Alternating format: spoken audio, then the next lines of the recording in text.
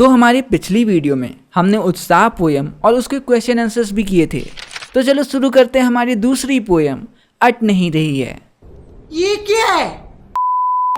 ये बात है जब लेखक सूर्यकांत त्रिपाठी निराला जी फागुन के खूबसूरत से महीने में मतलब वैलेंटाइन डे के आसपास अपने गांव गए हुए थे और वहां की खूबसूरत सी वादियों का आनंद ले रहे थे। ये फागुन का वही मौसम था जब पेड़ पौधे एक बार फिर से नए नए फूल और पत्तों से भर उठते हैं और प्रकृति बेहद ही खूबसूरत नजर आती है। उसी समय लेखक सूर्यकांत त्रिपाठी जी इस पोयम को लिखते हैं और कुछ अनरिवील्ड सोर्सेस से ये भी पता चलता है कि ये पोयम एक्चुअली में उन्होंने अपनी दूसरी गर्लफ्रेंड के लिए लिखी थी। खैर जो भी हो, निराला जी बताते हैं कि प्रकृति की सुंदरता इतनी ज़्यादा हो गई है कि वो प्रकृति में समा ही नहीं पा रही है और वो इस कविता की पहली लाइन में कहते हैं अट नहीं रही है, अर्थात प्रकृति इतनी ज़्यादा खूबसूरत लग रही है कि उसकी सुंदरता पृथ्वी में अट ही नहीं रही है, मतलब समा ही नहीं पा रही है और वो उभर कर चारों ओर सामने आ जा रही है। अगली लाइन में कवि कहते हैं आभा फागुन की तन सट नहीं रही है, और इस फागुन महीने की आभा मतलब फागुन महीने की चमक पृथ्वी के तन में सट ही नहीं रही है, मतलब पृथ्वी के तन में समा ही नहीं पा रही है। आगे कवि कहते हैं कहीं सांस लेते हो और फागुन मास जैसे ही तुम सांस लेते हो, मतलब जैसे ही तुम जीवित होते हो, जैसे ही तुम्हारा आगमन होता है, घर घर भर देते हो। तुम सारे घर गलियों को खूबसूरती से भर देते हो। उड़ने को नभ में तुम पर पर कर देते हो और तुम्हारे आते ही लोगों के अंदर इंस्पिरेशन आती है, मोटिवेशन आती है काम करने की। तुम ही तो हो जो लोगों को आसमान में उड़ने के लिए पर मतलब पंख देते हो। आँख हटाता हूँ तो हट नहीं रही है। तुम्हारी खूबसूरती इतनी ज़्यादा है कि मैं चाह कर भी तुम्हारे ऊपर से अपनी आँखें हटा ही नहीं पा रहा हूँ। आगे कवि कहते हैं पत्तों से लदी डाल कहीं हरी कहीं लाल, मतलब तुम्हारे आते ही पेड़ पौधे कहीं हरे तो कहीं लाल पत्तों से भर उठते हैं।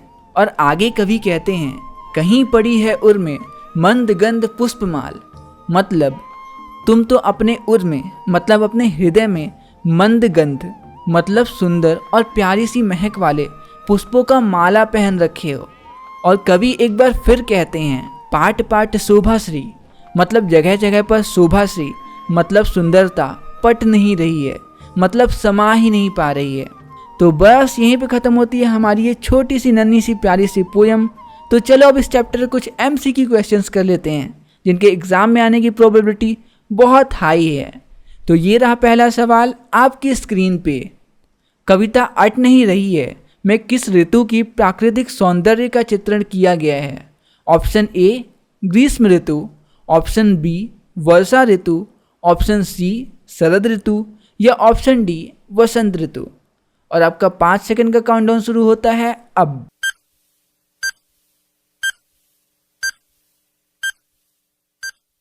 और सही जवाब है ऑप्शन डी वसंत ऋतु। तो ये रहा अगला सवाल आपकी स्क्रीन पे। किस महीने में चारों तरफ हरियाली छा जाती है?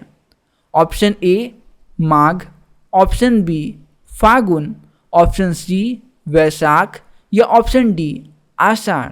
तो आपका 5 सेकंड का काउंटडाउन शुरू होता है अब।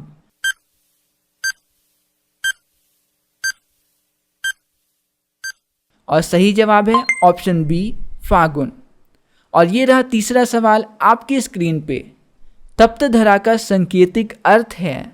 ऑप्शन ए तपती हुई पृथ्वी, ऑप्शन बी आग में जलती हुई पृथ्वी, ऑप्शन सी सांसारिक दुखों से पीड़ित पृथ्वी या ऑप्शन डी गर्म रेत वाली धरा। और आपका 5 सेकंड का काउंटडाउन शुरू होता है अब।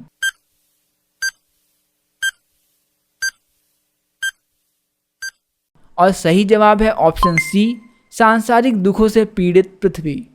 और ये रहा चौथा और आखिरी सवाल आपकी स्क्रीन पे। अट नहीं रही है कविता के कवि का क्या नाम है? Option A Jaishankar Prasad, option B Tulsidas, option C Mahadevi Verma या ऑप्शन डी इनमें से कोई नहीं। तो आपका 5 सेकंड का काउंटडाउन शुरू होता है अब।